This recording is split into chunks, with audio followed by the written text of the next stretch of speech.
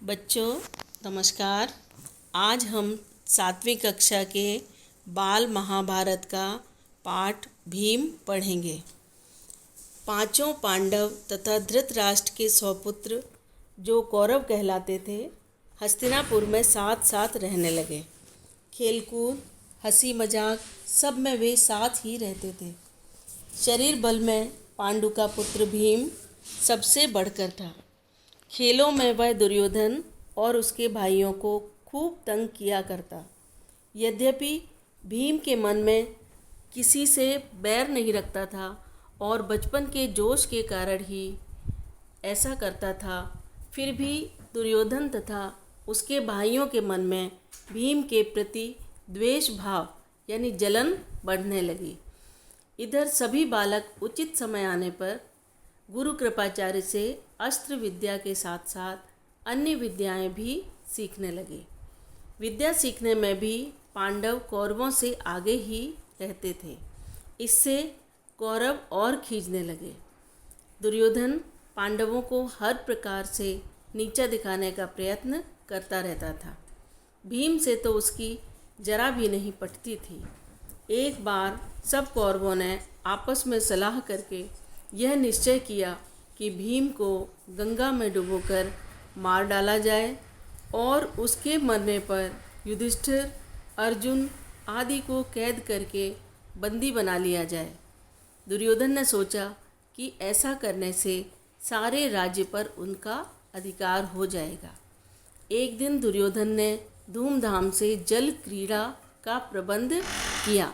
जल क्रीड़ा यानी कि पानी में खेल खेलने के लिए उन्हें आमंत्रित किया और पांचों पांडव को उसके लिए उसने न्योता दिया। बड़ी देर तक पांडवों के साथ कौरव खेलते रहे और तैरने के बाद फिर सबने भोजन किया और अपने अपने डेरों में जाकर सो गए।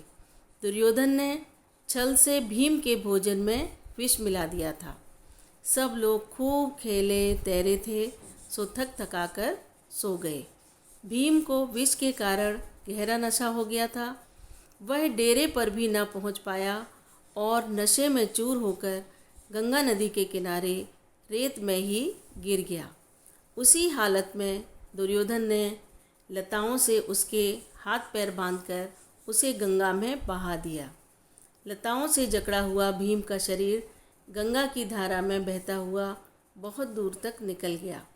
इधर दुर्योधन मन ही मन यह सोचकर खुश हो रहा था कि भीम का तो आज काम ही तमाम हो गया होगा। यहाँ मुहावरे का प्रयोग है, काम तमाम हो जाना माने समाप्त हो जाना। यानी दुर्योधन सोच रहा था कि भीम गंगा नदी में डूब करके मर गया होगा। इधर जब युधिष्ठिर आदि भाई जागे तो उन्होंने भीम को नहीं पाया। अब चारों भाई मिलकर सारा जंगल तथा गंगा का वह किनारा जहाँ पर उन्होंने जल क्रीड़ा की थी छान डाला अर्थात वहाँ पर एक एक कोना देख लिया। भीम को सब जगह ढूंढ लिया, लेकिन भीम का कहीं पता न चला। अंत में निराश होकर दुखी हृदय से वे अपने महल को लौट आए। इतने में ही वे क्या देखते हैं कि भीम झूमता झामता चला आ रहा है। पांडवों और कुंती के आनंद का ठिकाना न रहा। यानी पांडव और कुंती माता बहुत खुश हुई।